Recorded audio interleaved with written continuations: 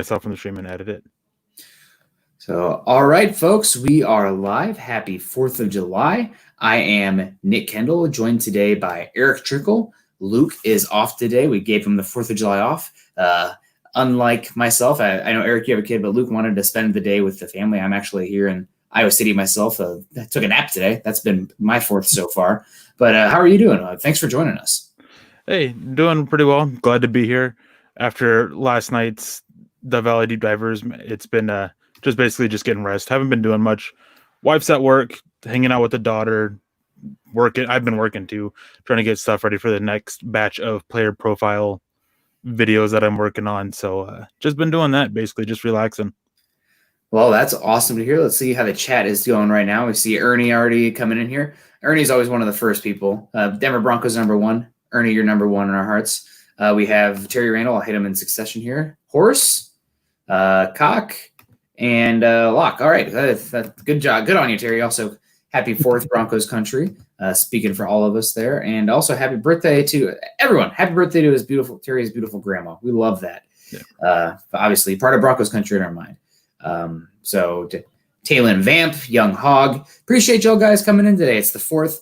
Stay safe. Don't Jason Pierre-Paul yourself out there. That's be smart with your fireworks and also your intake of adult beverages. But we're going to get it going here. Guys, make sure you find us on Twitter at Erick Trickel, obviously for Eric there, and at Nick Kendell for myself. And subscribe to our show wherever you listen to these podcasts and leave us a rating. Don't miss out on all of our great off-season content at milehighhuddle.com, of Maven Coalition and Sports Illustrated. And know that this podcast is brought to you by Overtime Media. So this is Mile High Insiders today, folks. I have my Building the Broncos hat on, of course, but Saturdays are for Mile High Insiders. We don't have the Mile High Insiders merch yet, but still the off-season trucking along here. There's a lot going on in the world. What's going to go on with the disease that's going on in the football landscape, blah, blah, blah. But we're going to talk about some kind of a hypothetical today. It's the offseason. It's some of the more kind of fun, abstract conversations. And I saw this on Twitter from, it was Nick Farabaugh, who works for Pro Football Network, and he's a big Steelers fan. And he said 3 teams from the AFC North that you would add to the Steelers. And I thought that's an excellent topic. Let's do that for the AFC West today. So we're going to kick it off. A player from each team, the AFC West Rivals, that would make sense to bring onto the roster in 2020 for the Denver Broncos, non-quarterback. If it's quarterback, that changes things a lot. It's the most important position in football, bar none. It's not even close. So we're going to just take the quarterbacks out of it, look at the rest of the rosters here, and see who we can add to the Denver Broncos that would make sense from these other rosters. So we're going to do a little bit of a roster shopping, so to speak. So Kenneth Booker coming in. Obviously good to see it. David Kilgore also. Man, this is pretty lit. We got some people in here. Steve Bumgarner, Jerry Holland, Bradley Rochelio. You guys, happy 4th, or to our non-American listeners, whatever. Canada Day was just recently too, so good, hello to everybody there. So kicking it off here, I think we should probably start with the Kansas City Chiefs. That's the team that they're the reigning Super Bowl champions. Shooter McGavin. Hell yeah, Nick and Eric need to do some more pods together. Yeah, Eric always asks me. I just think I'm too good for him. No, I'm just kidding. Eric, I really just can't get along. No, absolutely. Appreciate you for coming on, obviously. Otherwise, I'd be out here blabbing myself like I already am. So kicking it off here, the AFC West, the Kansas City Chiefs, non-quarterback. I am thinking about – I came to a few different players here, where the Broncos are the weakest, where it would make sense to get him. But my favorite player on that Chiefs roster is the guy that I'm going to go with. He was a draft crush of mine. I think he makes a lot of sense on this team, and that is Chris Jones. Obviously, he tweeted out the other day that he's been talking to his guy Le'Veon Bell about potentially sitting out. He deserves that contract. Obviously, he's right now you can make a case that he is the second best interior defensive lineman in football. I think he's only 25 years old still. He's still just a baby. Has had a couple of injuries, but hasn't missed many snaps.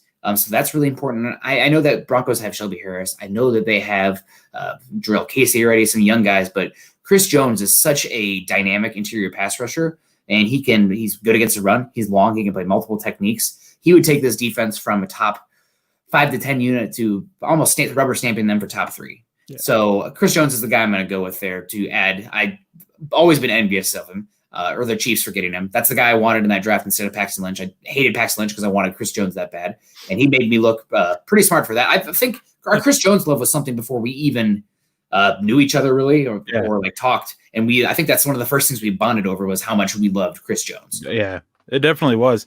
And I mean, letting you go first, obviously, I'm going to pick somebody different, but I would definitely pick Chris Jones. He'd be my number one guy. But Beast in the chat is actually kind of spoiling my next guys. I'm going to take Mitchell Schwartz. Yeah. He's the best right tackle in the NFL to me.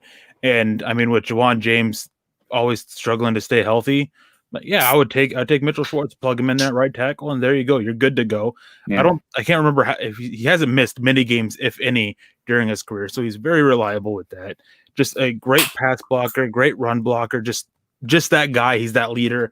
And I mean, outside of Chris Jones, you can make an argument for other people like Tyrann Mathieu, but you got Drew Lock. I'm going to go ahead and help protect him a little bit, provide stability, especially opposite Garrett Bowles.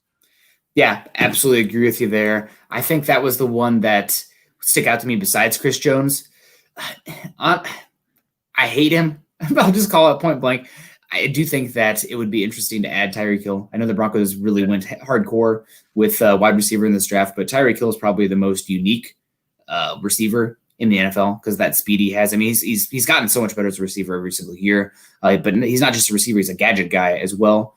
Maybe it doesn't make as much sense because Broncos added in KJ Hamler, maybe to play a very poor man's version of Tyreek Hill.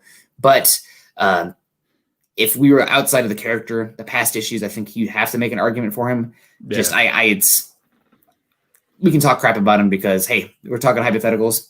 Poo on you, Tyreek Hill. We're not adding to this on this one here. So I guess now it's the Raiders, Eric. I will kick it off to you. So we're going to snake this. So you went first last time. I'm going to go second this time. So I went Chris Jones. You would have gone Chris Jones, but instead you went Mitchell Schwartz. So Raiders are up and on the clock, I guess. And the Raiders, for me, is a little bit difficult because, I mean, they added some talent. I mean, they added Corey Littleton, and I really wanted Corey Littleton with the Broncos. But I kind of want to see what he does outside the Wade Phillips defense before I really say I want him.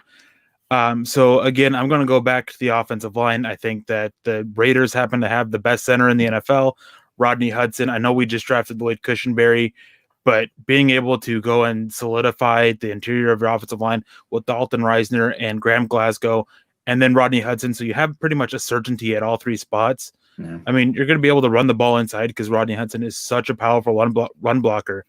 To me, it's really him. He's the only choice. I get all the love for Corey Littleton again, but I still just want to see him outside of that Wade Phillips defense before I say him. Well, heck, how about not having a guy named Aaron Donald in front of him? Also, I mean, Corey Littleton, great in coverage, but his ability in the run game, which I will tell you, I'd be the first to tell you that's, I wouldn't use that to exclude him, so to speak, because that what he brings in the pass game is so much more valuable that even if he does have issues in the run game, you live with it. But it's enough of a differentiator here that I think it's worth discussing. My guy is going to be actually we have Buana hitting it on the head. You went with Schwartz with the Chiefs. I'm going to go with Trent Brown here with the Raiders. I think that Trent Brown is he still the highest paid right tackle in football? He's definitely up there. I think he is still. Maybe Lane Johnson passed him. That's maybe that's the only one I can think of. But Trent Brown, I think he's a good fit also for the inside zone, a little bit of the duo that you're going to see here. Also, Mike Munchak, the power scheme. So we're going to see more of that this season. I would expect less outside zone. You needing the nimbleness of the offensive lineman. So that bulking size that you get with Trent Brown makes a lot of sense there. I know the Broncos already paid Juwan James. We're operating outside the cap here. We have to, otherwise that would really limit what we're going to talk about. So I think that Trent Brown makes the most sense, and that would solidify the right tackle spot as well as anyone. I know that again they paid Juwan James, but I mean until he plays, what is he? How is he going to play? Is he going to play? Trent Brown is really good, top 5, top 10 right tackle. You did say that Schwartz is the best right tackle in football. Maybe make an argument for Lane Johnson or Ryan Ramczyk, as much as that pains me to say. Also, the center from the Eagles, I'd say, is the best center in football. And Jason Kelce, granted, as for that zone-heavy scheme, he's just – guys don't move like him. He's able to reach that you don't see. But I'm going to go with Trent Brown. I think Trent Brown makes a heck of a lot of sense. So that's the one I'm going to go with. And let's get to the chat here. John Libby coming in from Facebook, got his Angels hat on there. Happy 4th to you. Appreciate you. And we got Jess C013 Sports. Can we bring back the AFL jerseys this year? Isn't it our 60th season? Come on. If you mean that powder blue and that orange with the D on the helmet, hell yeah, I'm in. Terry Randall coming in from Canada. Happy belated Canada Day, Terry. Nick's Beer Fund. Eric's Tie Rocks. And thank you. No, Terry. Thank you. We appreciate the heck out of you. So, and Flippin' Booch coming in. Oh, good. Flippin', here we go. Oh, it's CHJ. Psych. All right, that's a good one.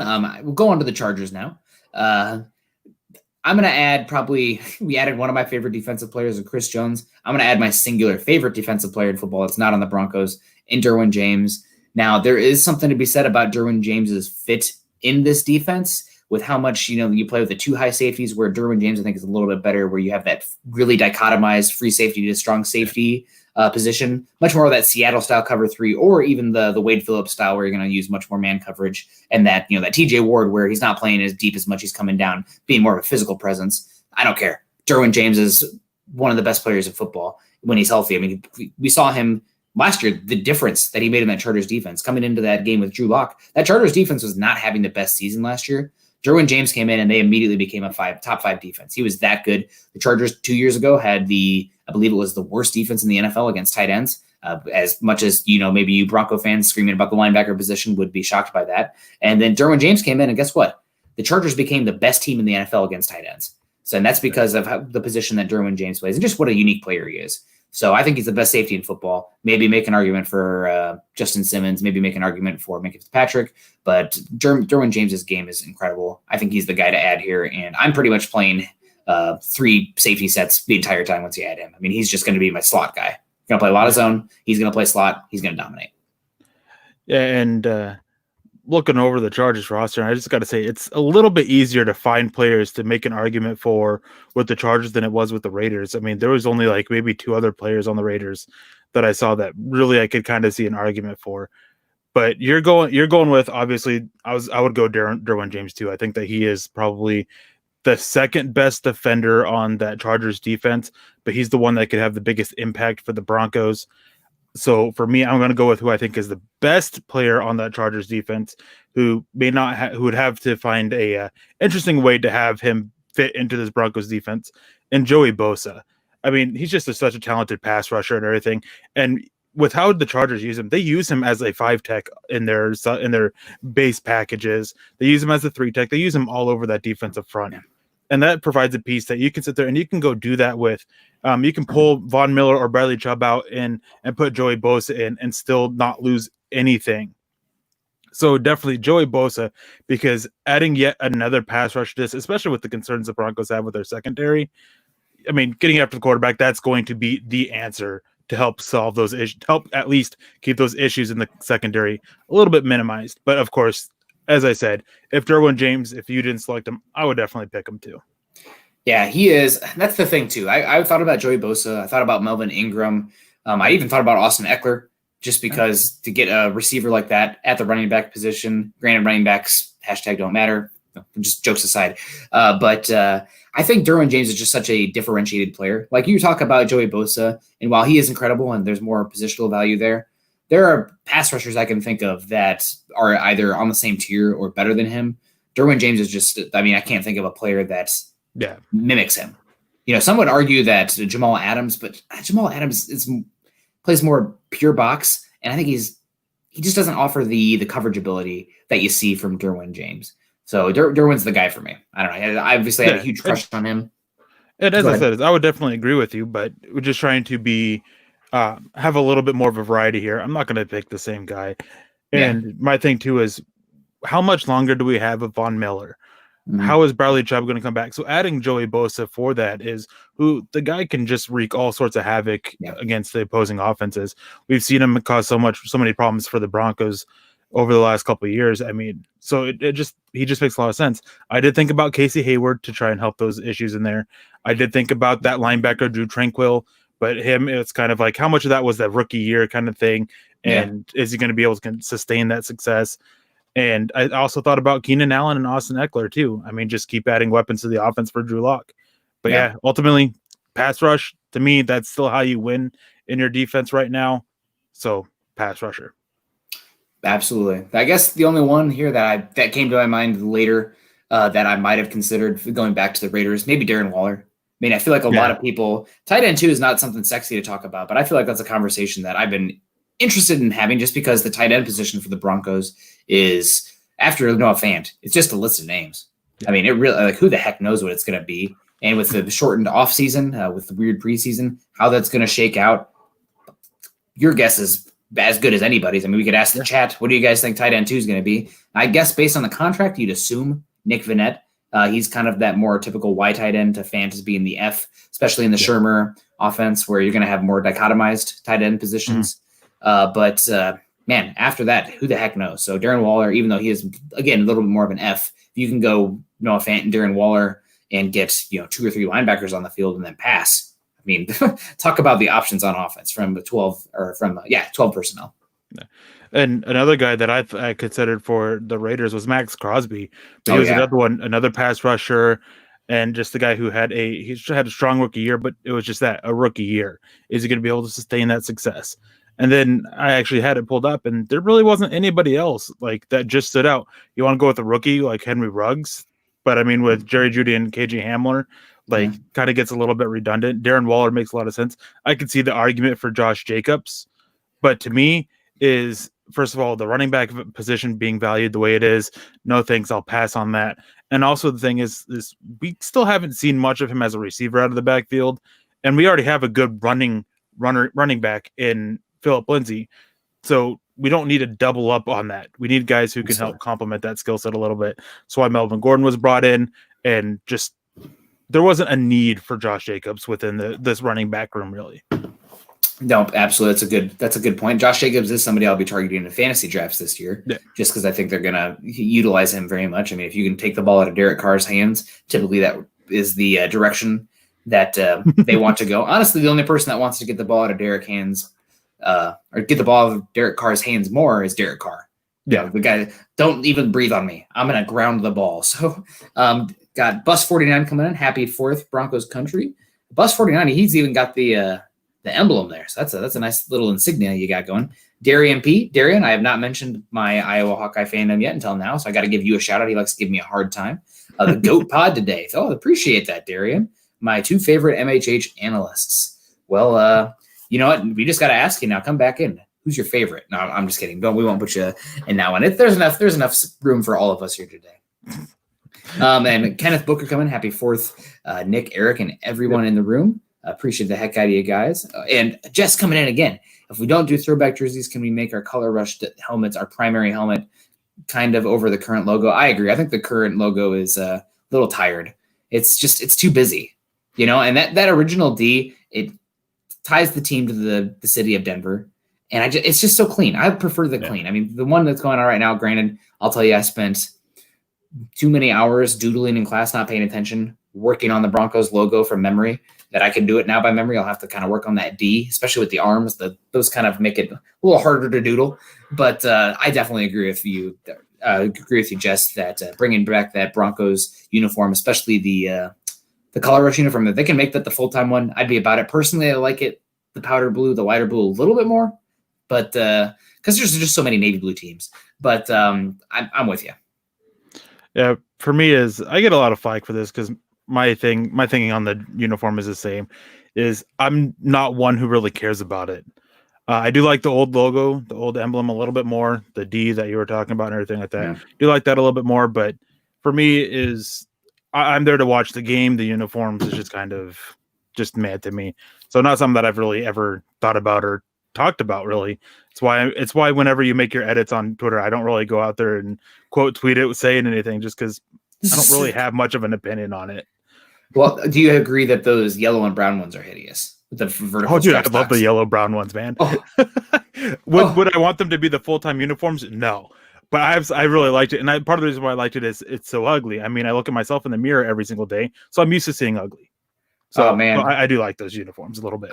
I know. I was worried for you when I found out that we were going to a live stream platform instead of the podcast.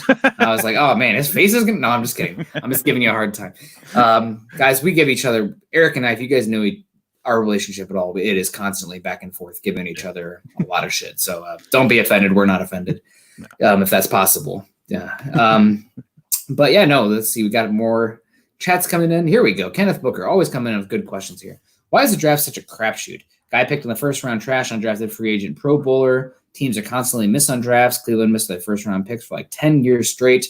That's a great question, Kenneth. And if I had the exact answer for you, I would probably be making millions of dollars as working in a front office somewhere. That being said, it's an inexact science, and you see it on the field, but there's so many variables that go into it. The statistics for football are much harder because the sample size is smaller. You're dependent on things around you, like how good was Peyton Manning going to be in 2013 if he didn't have DT, Julius Thomas, Noshan Marino, Eric Decker, Wes Welker, et cetera? There's so much dependency. Those variables are dependent on each other.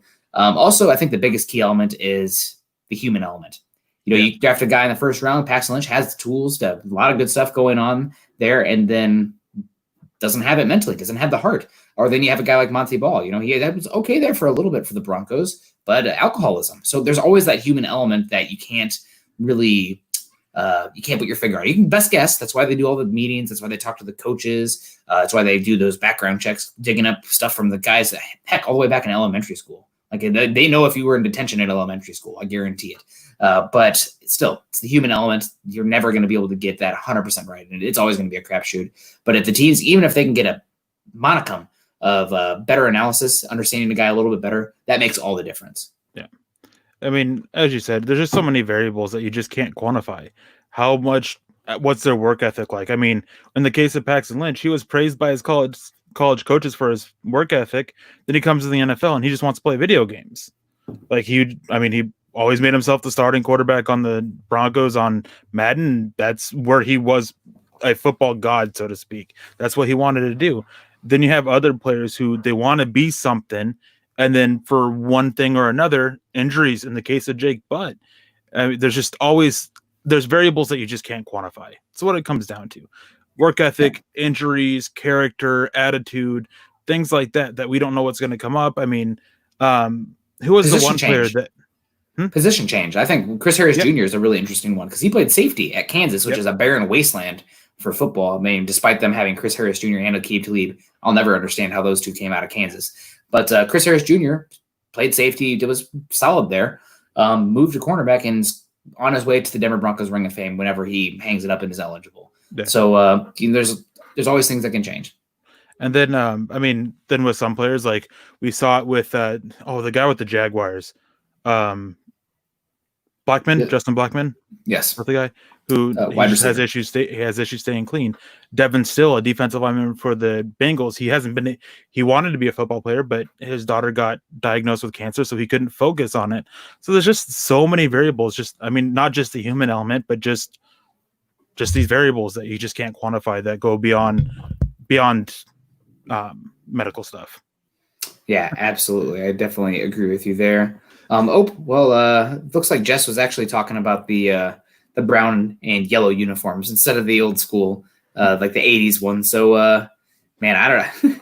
I don't know. You lost me there. I think maybe wear those as like a troll job. Maybe just only wear those against the Chiefs just so they don't have any cool pictures. But I don't know.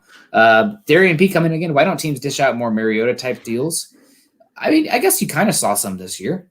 That's Jameis Winston's not paid very much. That's kind of that short-term deal. Like we just saw Cam Newton get a cheap deal. So I think that's what you're going at there. Why don't teams dish out more Mariota type deals? I think the biggest thing is probably ego and also coaches distributing snaps to guys. I mean, if you split, let's say, snaps evenly between, let's say the Broncos signed Cam Newton, you split snaps equally between Cam Newton and Drew Lock.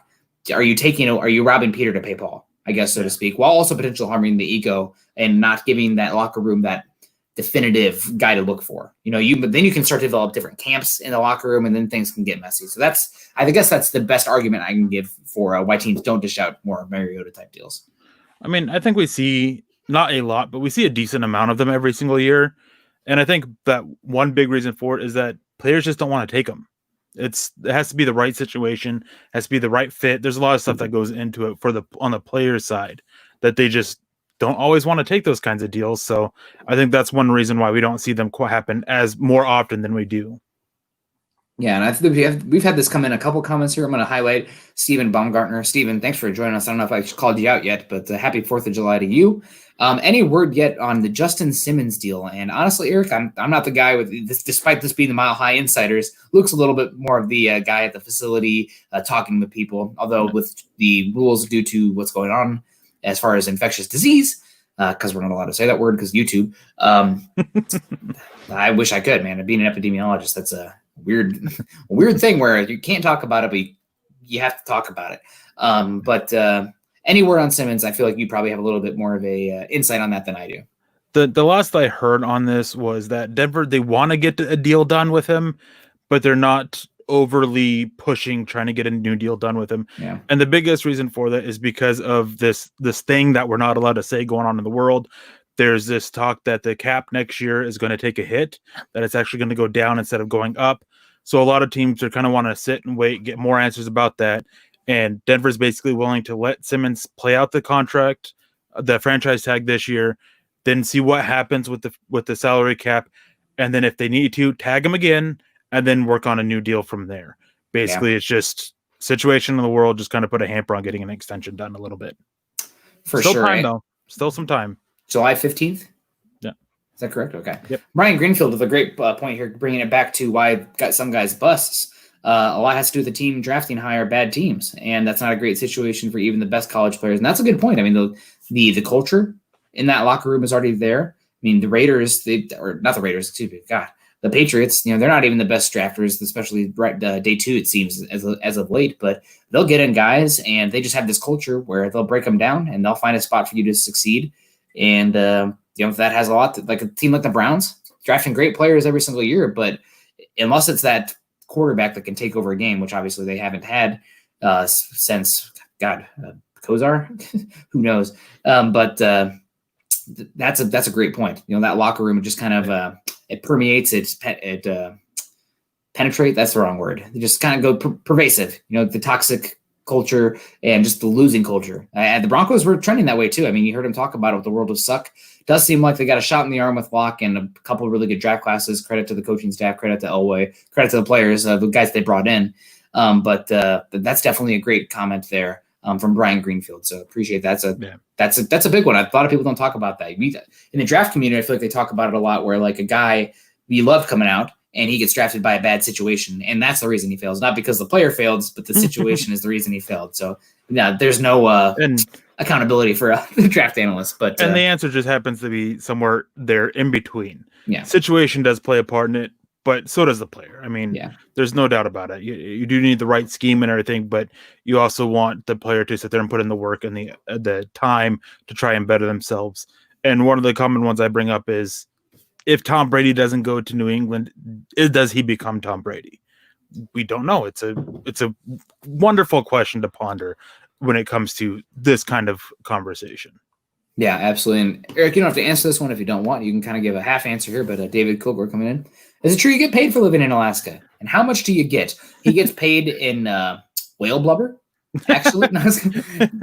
They light it to keep warm. No, I'm just kidding. I answer what you can, I guess. Yes, actually, in Alaska, there's this thing called the permanent fund dividend. We get it every single year. Well, for the most part, every single year. The amounts vary. It's based off of stuff. It's based off of oil prices and all the stuff like that. Can't remember when it started.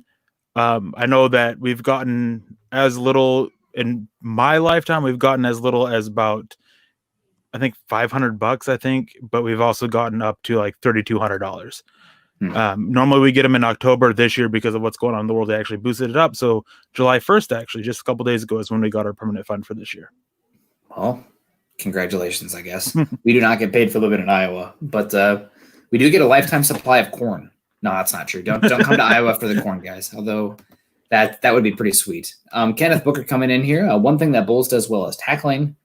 Hardy har har. Joke. Good one, Kenneth. If he doesn't make it with the Broncos, should he consider moving to the defensive side of the ball? He did play defensive tackle before playing offensive line at Snow College for before going to Utah, but he's still going to get paid. I mean, he has enough promise, I guess, at tackle still, and where he's not like completely suckage. Like that Ty Sambrailo game. Like Ty Sambrailo got paid, folks. Like Garrett Bowles is better than him. So Garrett Bowles is still going to get paid at the offensive tackle. Is he going to be a good starter? No, but he's going to get another chance after this deal is over. So I think obviously it's fun to ponder him moving to the defensive side of the ball, but I think that ship has sailed. He's older, and he's still relatively new to football. I think the offensive tackle market also being so barren, there's much more of a influx of. I mean, Jarrell Casey got traded for a 7th round pick. Garrett Bowles is going to get paid next season, even if he struggles this year. So I think it probably is fun to think about, but I don't think there's any way that happens. And my thing on this too is, and I know that there's some out there that want to make fun of Garrett Bowles over this, which we actually had a guy on this last night on Dove Valley Deep Divers about it. But Garrett Bowles has a learning disability. Moving him to a new position, having that learning disability is just going to create more problems. You kind of want to leave him where he's at and just kind of keep working with him there. As Nick said, I don't think he's ever going to turn into some elite, great offensive tackle. He's a solid tackle that could be a solid starter, but also provide solid depth because of the experience he has. And you kind of have some idea of what you're going to get out of him. I mean, being older as well. I mean, there's just a lot of things that go against moving him. And it's the same kind of conversation with moving him to guard or moving him to the right side. You just kind of want to leave him at left tackle and just kind of work with him there because of the learning disabilities that he has. I think if there's any argument for him to move anywhere, it would be to the right tackle position. Yeah. Now, that being said, that it's like learning to wipe your hand with your other butt. It just doesn't feel natural for some guys. Some guys can do it, and that's a testament to their work ethic and everything. Speaking about wiping butts, Runzas. No, I'm just kidding. That's a Nebraska delicacy. I've stopped there once. I think they are known for cinnamon rolls and chili, which is a weird combination. I'm in East Iowa, folks, but that's too much of a bleed over from the Nebraska culture to get to me. But maybe right tackle would make sense. Typically, schematically, teams can scheme more help on that right side, and I don't know if that's just because it's not the blind side for most quarterbacks. It's just how many offenses are built. Maybe that's a little less important with the so much shotgun offense in today's. Guys, Eric's loosening his tie. It just got real in here. We started talking about cinnamon rolls and chili, and he's like, "Oh man, it's getting real in here." Talking about food, man. Gosh, I'm hungry. I gotta get some food after this. One guy's opinion: come to Iowa for the pork. Yes, the state of Iowa actually has more pigs than humans. So the more you know. Which one do you happen to fall into? Oh gosh, the pig category or the human category? Venn diagram is just one circle.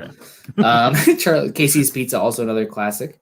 And Rob Dickinson coming in. Rob, good to see you. Cute puppers there. I'm in Idaho. I'll trade our potatoes for your corn. Rob, I feel like it's a little slanderous. The potato is probably one of the most important, underrated foods. I mean, you get chips and fries. I mean, I'd be happy. Fries is probably like one of the best food options ever. It goes with anything. You can do, and also like cheese on it. You can put like scallions. You can do sour cream. You can do ranch. That's an Iowa thing for sure. Ranch with fries. Oh, incredible. Oh, it's so good. It's so good. Ranch with pizza too. So, oh my God. On this note, is you could also do mashed potatoes, and everyone thinks I'm weird because one of the most common things with French fries is ketchup. People think I'm weird because I put ketchup on my mashed potatoes. It goes so well with potatoes, period. Doesn't matter which way they are. I would definitely agree, especially if you're going to eat it like a boat, like with the skin. Yeah. And just like, oh man, that I'm in. I would do it. I'm all about whatever sauce you can get. I'm not a big baked potato fan, but yeah, if I'm having baked potato, I often use ketchup and just pour a little bit over it like a little boat and just eat away. For sure. Nah, man, that's ranch. Ranch is an Iowa delicacy. I think it's probably 10% of our blood. And next time you have pizza, just get some ranch, dip the pizza in the ranch. Pizza's good. Yes. Okay. We're in. You're back in. I really like to add, so I have ranch with pizza, just a nice pepperoni slice, easy, simple. And I put a little bit of buffalo sauce in it too. So it's got a little kick. Oh, yeah. God. I haven't eaten dinner yet. So we are obviously going down that direction. Bus coming in. Most humans are also pigs. Yes, they are. That's we will leave that without further comment. But Steven coming in. I live in Nebraska. Steve, where in Nebraska are you at? When I drive out from Iowa to Colorado, which is pretty frequently because the wife and I love the mountains. I mean, gosh, we named our dog Summit for Christ's sake. But we like to stop. We've stopped. I think I've stopped a couple times, maybe just once with the wife. But Ole's, let me know if you've been there. It's a big game cafe, and they have taxidermied animals from all across the world, which maybe not the most ethical. I'm sure it's been there since like the 60s, but a freaky place. I mean, weird. I mean, they just got animals everywhere. Like, go ahead. Speaking of this, taxidermy animals, there's actually a restaurant just right around the corner from where I live called Louis. That's what that is. That's the decor is just the antlers, all the taxidermy animals and everything. And it's, I mean, I live in a little town here in Alaska, and it's probably one of the better restaurants here. But yeah, and speaking of you like in mountains, man, Alaska, like seriously, Alaska. I can go out into my front yard, see the ocean, and then across the ocean, mountains. I've heard that they have mosquitoes the size of small children, and that makes me a little nervous. Like We got the mosquito eaters that can be about like that big. They're harmless though. They won't hurt you. I also saw that they moved the wild bus. They did. The Coast Guard or the National Guard moved it. A lot of people were dying trying to find it and everything. So yeah, they moved it. Yeah. Do you have any idea what they're going to be doing with that? I don't. No. Okay. Well, you're my Alaska liaison, so when you find out, let me know. That was always something I thought would be interesting to go do. Granted, I probably would die doing it. But Brian Greenfield coming back in. David Carr, I honestly think if he would have went to a better team, he would have been a Pro Bowl caliber QB. Thoughts? And possible Tim Couch could have been a lot better somewhere else. Also, thoughts? I can't speak to you on Tim Couch. I remember Tim Couch in like my football game in like 2003 Madden or something. Like I knew he was like the first overall pick or something, so I thought he was going to be good. Didn't turn out to be the case. More of a runner than a thrower, but that's about the extent of my knowledge on Tim Couch. David Carr. Not okay. I was thinking Derek Carr. I might have even said Derek Carr. David Carr. He's definitely a guy who was run out of the league. I mean, I think the sack rate he had his rookie season was like everybody else is kind of clumped together as far as the most sacks of rookies ever taken. And then there's David Carr by himself. And that was obviously an expansion roster where, they went with quarterback that first draft. Maybe they shouldn't have. Maybe they should have had a sacrificial lamb out there. But that's essentially what he became, a sacrificial lamb. And he was never able to recover. 76 sacks his rookie year. Jesus Christ. But yeah, definitely. I can agree with David Carr and so they're potentially being better on another team. And it's simply for that reason. It was an expansion team. They didn't have the talent there around him or anything like that. And I mean, the offensive line was so terrible. It's just so many things that just go against them. It's pretty easy to say that, yeah, he might have been, I don't want to say for sure, of course, but he might have been better going elsewhere. Yeah, I mean, definitely true. So let me see. We got Terry Randall coming back in from north of the border. 10-6 floor, 72 will be just fine. State of Being. Terry, I'm not sure what is legal in Canada where you're at, but keep it up. I appreciate the optimism, but I'm not sure exactly that's the floor. I'm not condoning anything, but you do you, buddy, if that's the way you're at. So I'm going to throw Lance under the bus here just because it's funny. Almost every time Terry donates on Dove Valley Deep Divers, it's always California. Because he sees the CA, it's always California from Lance. So Lance, if you're watching this, Lance. man, thanks for the humor during the shows. And yeah, I totally threw you under the bus. And I see some people here talking about Made Right. Made Right's cool. A girl at a drive-thru asked if it was okay to give my dog some bacon. That's hopefully yes. That's a cute beagle there. Actually, they have great shakes, man. What a good restaurant for a shake. And Bill coming in. Bill, you're a real one. Ranch on anything is low key good. Absolutely, ranch and bacon. I mean, we're talking about the good stuff here today, guys. So one thing is like that ranch is actually really good with barbecued ribs. Like a good barbecue ribs, dipping it with just not a lot of ranch on it, just a little bit to add that little ranch kick to it. It's actually really good too. Interesting. Well, gosh, I am getting really hungry. So kind of the chat's catching up here. We caught up to the chat. You had a topic that you actually wanted to talk about that I'll kind of hand it over to you, which I think is bringing it back to the football, bringing it back to the Broncos, and bringing it back to something really relevant right now. Yeah. So last night on Dove Valley Deep Divers, Lance and I, we did a 53-man roster projection is what we did with the practice squad and everything. And one thing that constantly came up with it was with the situation going on in the world, when battles are between a guy who's a rookie or maybe entering his second year versus a veteran, like with the 2 preseason games, how much and what veterans are going to be helped with this? And I mean, I can't remember off the top of my head how many good times I said it, but I feel like I said it with just about every single position last night that so-and-so veteran has a good edge because they at least have experience in the NFL compared to a rookie. And one of the big ones was Royce Freeman compared to Levante Bellamy or Kalfani Muhammad. I mean, at least Royce Freeman's played games. Neither one of them have played games in the regular season. I mean, Muhammad's only seen it in the preseason. So what are some players, in your opinion, like veterans that are going to be, that may not necessarily be helped out and make the roster as a result, but have a better chance because there's just not much time for them to be overtaken? Interesting. That is a good conversation. I think one that comes to mind for me immediately is Tim Patrick, just because what Tim Patrick brings is that special teams value, and he's a good gunner. And a lot of those reps you're going to get with the training camp, with preseason, it's going to be kind of parsing those guys through to see who can fill that depth, be those special teams guy. I mean, maybe there's a chance for a Juwan Winfrey, maybe a Tyree Cleveland. Those guys' chances are dropped huge. Like there's much less chance. So I think Tim Patrick's one where I wasn't sure with his contract, his age, if there was a spot for him in a normal offseason, maybe a guy like Winfrey or Cleveland could surpass him, especially with how cheap they are, the upside, costs are years of control. Also, where I think this is Tim Patrick last season, but Fred Brown's another one from wannabes there. But I think that Tim Patrick, because of the offseason being weird with how it's going to be, I think that's one that makes a lot of sense for me. Yeah, I think that sticking with the receivers, the one guy that I had is because I kind of marked Tim Patrick down safe just because he's what he can do on offense. I mean, he's probably of all the receivers, he's probably one that's closest to Cortland Sutton. So in case anything happens to Cortland Sutton, knock on wood, then you have Tim Patrick there to kind of try and take over for that. But Deshaun Hamilton is the one that I looked at because he didn't really play special teams last year. He did his rookie year. Then last year was like 45% of his yards came in the final 2 games. So, and then he has 3 drops last year, barely seeing the field at points during the last season. But I think that the experience that he has and showing that he had chemistry with Locke those last 2 games was a nice boost, but still could have been overcome. But I think that now, I don't want to say he's cemented on this roster, but he definitely has helped quite a bit because who's going to take over his roster? I mean, or his spot? You mentioned Cleveland and Winfrey. I mean, yeah, they had the preseason last year. Cleveland's a rookie.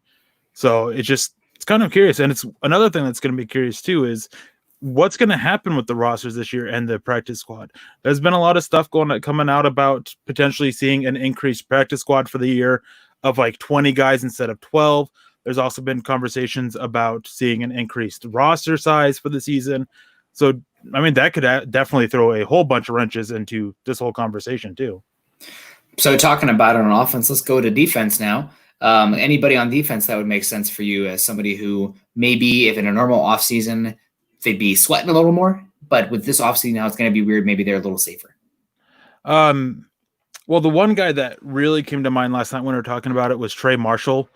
I think that because I don't think that he played as well as many others did last year when he was starting those final 2 games. And I think that Douglas Coleman, with what he was able to do in college, with the ball skills that he has, and just the nose for finding the ball, I thought that maybe he can come in and can beat him out. I think that Duke Dawson, a potential move of Isaac Yiadom, which I don't think we're going to see now. I think that because the impacted offseason, I think we're going to see Isaac Yiadom being stuck as a boundary corner still. But another one is DeMarcus Walker. And my thing with him is that it still comes down to the fact that Denver just added so much talent to the defensive line. Yeah. He's interesting. I think somebody brought up Christian Covington will be battling for him as well. Joel Heath, another one I think that might be a name worth mentioning as well, but was pretty solid for the Texans. I think he got injured one year and kind of slipped, but has some tools. I remember him coming out from Michigan State, which a guy that I thought had some raw tools the upside. So interesting conversation coming in here with the chat. We'll get to mine actually first here because it's for you, John. I see you in the private chat here saying get to this. I think the guy that's the most interesting that might have been more on the hot seat in a normal offseason that's going to get more of the benefit of the doubt is Josie Jewell. This offseason, I mean, you know what Josie Jewell is. Again, I've said it on here multiple times, but in the NFL, you can be small, you can be slow, but if you're slow and small, you're in trouble. That seems to be what's happening with Josie Jewell here, but he's solid. You know what you're going to get. He's solid. He's going to come in. He's going to do his job. And there's just going to be less reps for, an Alexander Johnson type to emerge this offseason. to supplant him. So I think that Jewell may be in a different offseason. Maybe Josh Watson supplants him. Maybe Justin Stronach kills it and picks it up, by the end of training camp and a preseason where you're feeling better about moving on from Josey Jewell. I don't think that's going to be the case with this offseason. I think that just because Josey Jewell is such a known quantity, that he's going to come in and do the work. So I think that is one that makes a lot of sense as far as this conversation goes. And I think that what's really helping him too is what he showed on special teams. Yes. While special teams coverage units last year weren't the best, Josey Jewell was one of the few bright spots on it. So I think that not only now with the impact offseason where they have to show more on defense than him in a shorter amount of time, they'd have to show more on special teams. And that just adds to the unlikelihood of it happening. Yep. I definitely agree with you there. Rob Dickinson coming back in. You guys think Deshaun Hamilton will have a similar urgency with Judy and Hamler there as Lindsey does with Gordon being brought in? I don't think that you probably will see definitely some urgency. I mean, we use your wide receiver set to be the wide receiver 2/3 in the offense, and they use their first 2 picks at wide receiver position. That should make you urgent. If not, you probably should get out of the league. That being said, I think that because of how much more of a rotation you're going to see and how much 11 personnel you're going to see with the likes of Shermer's offense, Hamilton still has a role in this offense. And also, I mean, KJ Hamler is 20 years old. I don't think he's going to be 21 until maybe even the season's over. So he's still a baby. He's more about what's going to be down the line of his contract, in my opinion. You'll still get snaps in there for him because of just the explosive skills that he has. But I think sleeping on Hamilton as far as an offensive contributor, especially for an offense that I think makes more sense for him as far as his skill set goes, would be, I guess, thinking too far ahead. I think Hamilton's definitely got a role this season. And let me see who we got. Brian Greenfield coming back in. Hamilton will be our number 3 this season. As far as production goes, I think maybe that's a possibility. I think if you're going to take out Hamler might get less targets and less catches, but he'll have more explosive plays. Hamilton has turned into this catch and fall down kind of guy that honestly I'm falling less and less love with those types. If you're not bringing explosive ability, then I don't want you. But Hamilton, I think there is a fit for him, and I wouldn't be surprised if he ends up being the number 3 on paper at the end of the season with the Hamler, I mean, still very young, moving to a bigger role over time. Yeah, I think that my biggest thing is we got to see those hands improved. He had 4 drops on just over 50 targets and 30 catches. So that's a high drop rate for it. And I mean, you got to see that fixed. But yeah, he definitely is that catch and drop kind of guy. I mean, there's not much wiggle after the catch there. And those safety net type of players, they're just kind of, you don't want them to come from the receiver position. That's what you want your running backs to do. That's why you have your dump off plays to your running backs or your tight ends. Like that's what you want in this case with the Broncos this year. That's kind of what you want Nick Van Nett to be, is kind of be that safety net guy who can catch it, maybe pick up a couple yards after it, but for the most part, catch and fall down, secure the ball, and just get to the ground, just be able to get up, get the next play going. There are Hunter Renfrows in every draft. You get him in the 5th round. I mean, it's just that's. While the slot receiver, they seem to be somewhat glorified. I don't know. They're the gym rats, the coach's kid kind of guy. But I feel like you can find it's not so much like running back because they're still a wide receiver. But the slots that don't bring that explosive vertical ability, the slot fade, you can find those guys every draft, day 3. You can. And I think that's one reason why we saw Deshaun Hamilton drop so far is because of just his limitations to it. I will say I don't really think that he's going to end up being the number 3 receiver on paper. I think that in the pecking order of this Broncos receiver core, I do think that I do agree with about KJ Hamler, maybe fewer catches but more explosive plays. But I think that Tim Patrick's going to have a bigger role on this Broncos offense than Deshaun Hamilton will. Interesting. You joined Luke in that camp. Luke thought so as well. I still think that because of the route running dependency in the Shermer offense, where Tim Patrick is much more of the playing the outside, running more vertical routes, so to speak. The Cortland Sutton coming in to relieve him for a few snaps. I think Hamilton, his skill set, I think, translates the best for the Shermer offense with how much route running is a huge factor for guys getting open. He doesn't scheme guys open as much as he depends on them getting open. I mean, that's why Judy makes a heck of a lot of sense for this offense. But Terry Randall coming in here. Come on, Nick, keep up. Nick's Beer Fun, hit the like. It's the 4th of July, folks. I will, even though I am, I hate to say I am out now. I woke up from my nap. I'm going to be ready for another one here. It's Saturday night. And speaking of which, what's the popular beer at Hawkeye U? a lot of people really love, not a sponsor of the pod, so I might get in trouble for saying it, no free advertising, but Busch Light is just for some reason an Iowa delicacy. I don't get it. I'm more of a craft beer guy. I really enjoy the local pub around here called Big Grove. They always have a bunch of good stuff, and they loved the puppy. We took the puppy there, sat outside, and that was great. So that's my go-to. What about you, Eric? You're not so much a drinker of alcohol, so to speak. I'm really not. I'm not much of a drinker, really. Every now and then I'll have a beer or a drink. I know a couple weeks ago it was a really terrible day at work, and not going to get into that and everything, but we made a orange cream drink. I really love orange cream. I preferred the girly drinks, I guess would be the way to put it, like the wine coolers and stuff like that. I do have a bunch of an Alaskan brew. I can't remember what type it is or anything like that. I don't know beer that well. Where do you stand on White Claw? Never tried White Claw. I have tried the Budweiser seltzers. Those are gross. Okay. Yeah, honestly, I'm more of a beer guy, but White Claws are pretty refreshing in the summertime just because they're so light. Yeah. So Bill coming in here really trying to trigger me. We have 10 minutes left, and you're going to get me just riled up before we get out of here. 2 running back sets, less Hamler. I kid.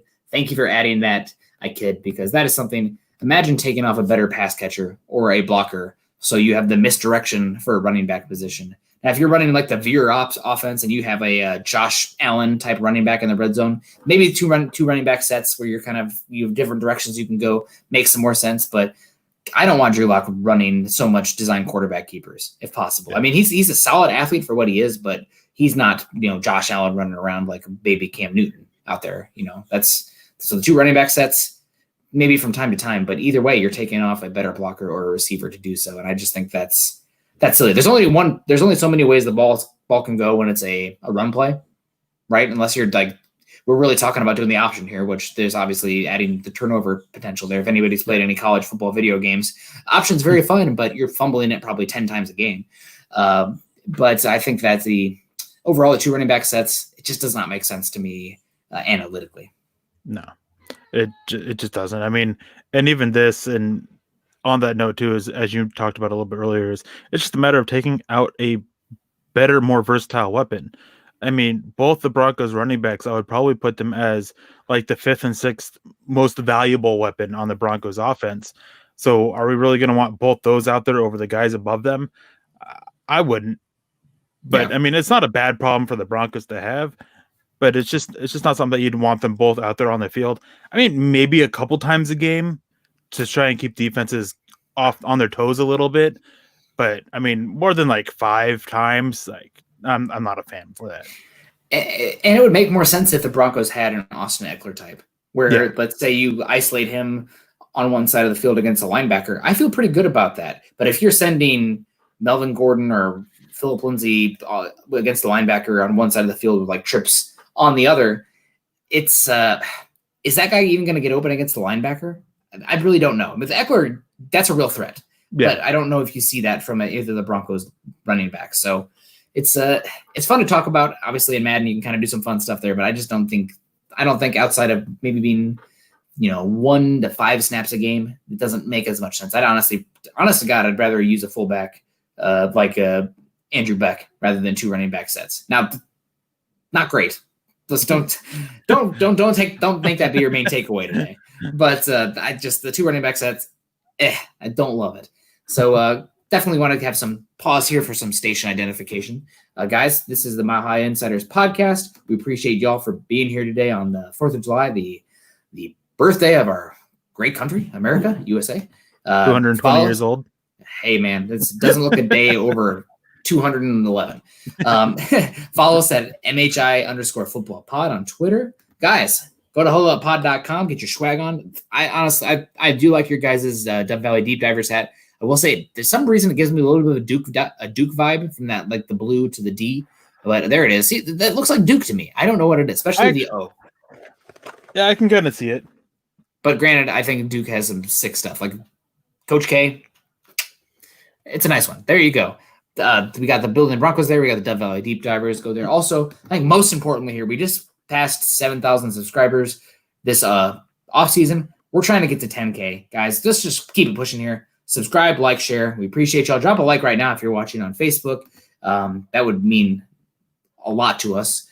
So we got about 5 minutes left, and we have one guy's opinion coming in again. I love this screen name. If Bud is healthy, I wouldn't mind seeing more 3 tight end sets. All right, first of all, you're crazy. The only team that can justify running 3 tight end sets is the University of Iowa Hawkeyes because they have better tight ends than wide receivers typically. Not the case this season, honestly, but I'm just joking. I had to get it in there for all you listeners. So everyone take a drink. Nick mentioned the Iowa Hawkeyes. But the tight end position, Eric, we got 5 minutes left. I think this is going to be interesting to dig through. This is a good way to get out of here. How's it going to land? What are the Broncos going to do at tight end 2 and 3? I feel like everybody has way too high expectations for Albert Okwuegbunam out of the gate because, I mean, he's an early 4th-round pick. There's definitely some defined role there, but dude is raw. Dude's got work to do. Yeah, straight line. Turns like a battleship. You know, he's the less explosive DK Metcalf for tight ends. Yeah. But I think Nick Vannett, that was the contract that made the least sense for me this offseason because I feel like you just paid to have Jeff Hireman again. Why would you do that? Jeff Hireman's still on the team. Go ahead. With that is with Nick Vannett, he's touted as a blocker, and when I was doing my profile on him, I was going back and watching over it, and Nick Vannett has gotten worse as a blocker every single year since his rookie year. Yeah. Last year, Jeff Hireman was better than he was. Andrew Beck was a little bit better than he was. So it really made no sense. I would have kept that contract. I would have spent that money elsewhere, and I would have used Andrew Beck in that role because I think he can do it better than Nick Vannett can at a cheaper cost too.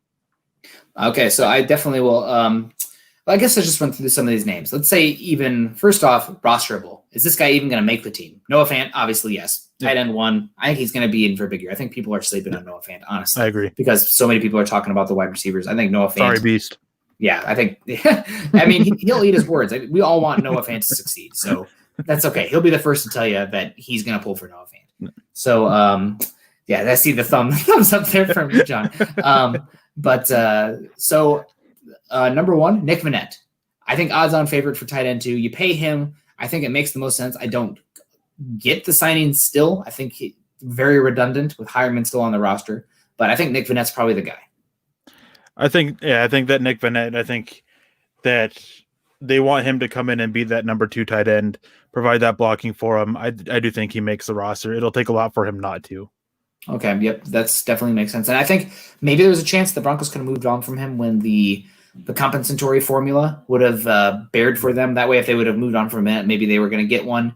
But now I don't think the math adds up that way. They'd have to do, even to break even, they'd have to cut Jeff Driscoll and Nick Vannett, and they'd just be flat 0. So they can't. Yeah. They can't get one at this point. Yep. So definitely not. So I think Vannett's pretty safe. Jeff Hireman, I think he's probably not going to make the roster just because of the contract savings. I do think that him and Vannett are pretty equal, and I think that honestly, Hireman, when I watched him, I think he's a little bit better blocker than Vannett. They both played Ohio State at the same time. Vannett came out a year later. Oh, Charlie Beagle just asking, who's the better blocker? Vannett's bigger. I think Hireman's a little bit better blocker. Vannett's healthier. I think that's probably the biggest difference. Vannett does not miss games. Hireman, you're going to miss 6 games a year, it seems like. I think the biggest tell with Jeff Hireman is they were trying to move him during the draft. Yeah. They had multiple calls about him. They just weren't able to get a deal done. They tried to use him as a piece to move up a couple times. The one that came out the most was when they were trying to move up for Matt Hennessy when they ended up settling for Lloyd Cushenberry. They were trying to use Jeff Hireman to help facilitate that trade. So they want to move on. They also can save like $800,000 with going with Nick Vannett and cutting Jeff Hireman. I think that, well, it's $800,000, which is small in terms of the NFL. It's enough for them to kind of, if they're on a similar level, that's enough for them to go with the guy who's going to save the money over the guy who's not. And okay, good. I think that's the main guy that makes sense as far as known. Albert Okwuegbunam, he's making the team unless there's an injury. What his role is going to be, that's the interesting question. I mean, he's a big guy, but he does not block like a big guy. Let me tell you that. Does not show much interest as a blocker.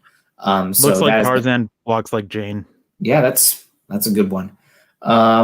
So Albert OK is going to make it. We think Vannett's going to make it. We know Noah Fant's going to make it. That leaves one more roster spot potentially. I think 3. You think 3? So you think Albert Okwuegbunam becomes the de facto fullback then, or Vannett?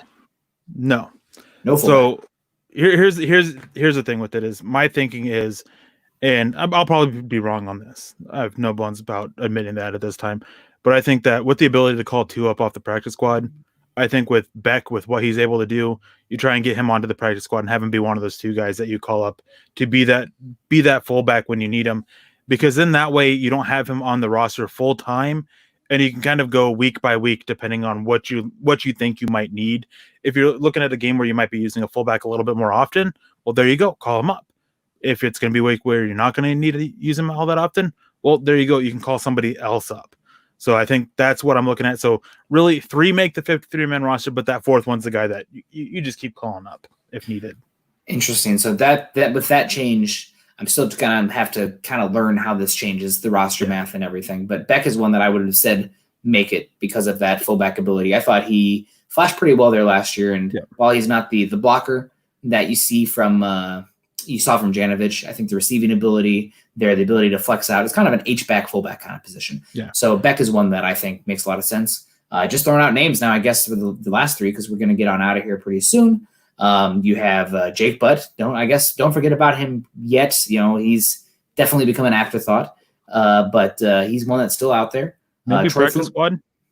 Is he eligible? Yes. Okay. So the thing is with the rule changes to the practice squad is, and real quick to answer this question too, because it kind of goes hand in hand, is the rosters are still 53-man.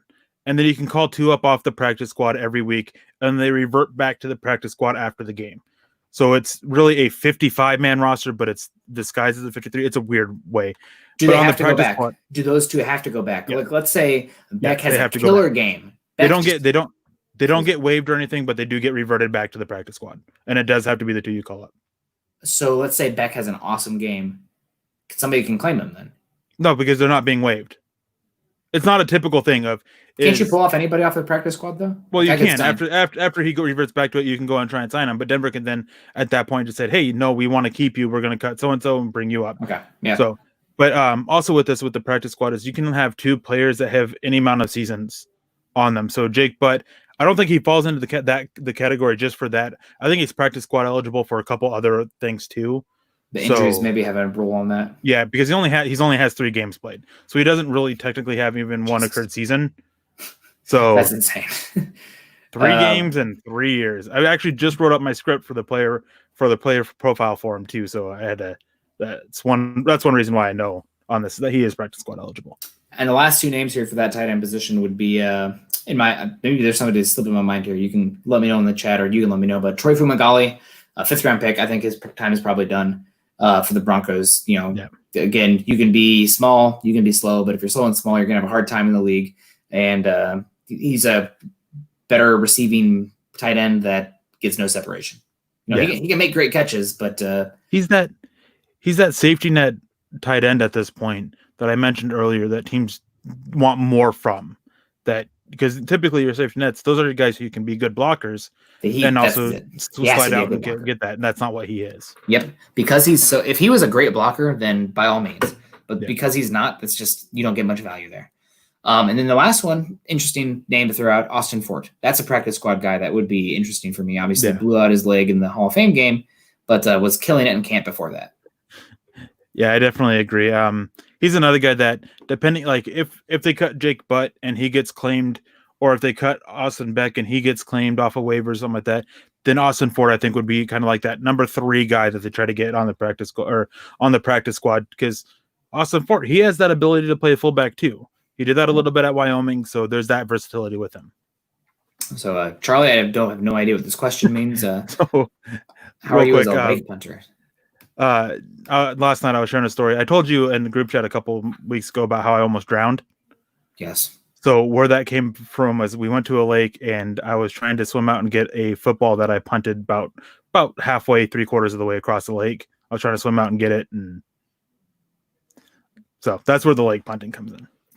Well, I'm more of a drinking beer on the boat type of lake guy, if that's possible. So guys, that wraps up. That's all the time we got today. Yep. You can find Eric on Twitter at Erick Trickel, obviously right there above his beautiful face. Eric, say what you will about your face. I think it's great to see you on here. I miss your face. Also, find myself at Kendell MHH. Make sure you guys go over to milehighhuddle.com, an affiliate of the Maven Coalition and Sports Illustrated. Like, subscribe, share on YouTube, Facebook. Drop a like right now if you appreciated the episode today. Happy 4th of July to you guys. Appreciate you for coming on here, spending some time for us. Going over to iTunes also. Leave us a 5-star rating and a comment, because your support can help us continue to bring you not only the Mile High Insiders, not only the Building the Broncos podcast, but also the Valley Deep Divers, also Huddle Up podcast. You can follow the Mile High Insiders podcast and all our other great audio content by subscribing to the Huddle Up podcast, wherever you listen to the shows. You can follow us on Twitter at Mile High Huddle and at MHI_football pod. Eric, any words of wisdom for our listeners before we get on out of here? No, just enjoy your guys' 4th of July. Stay safe out there. Don't drink and drive, and be careful with the fireworks.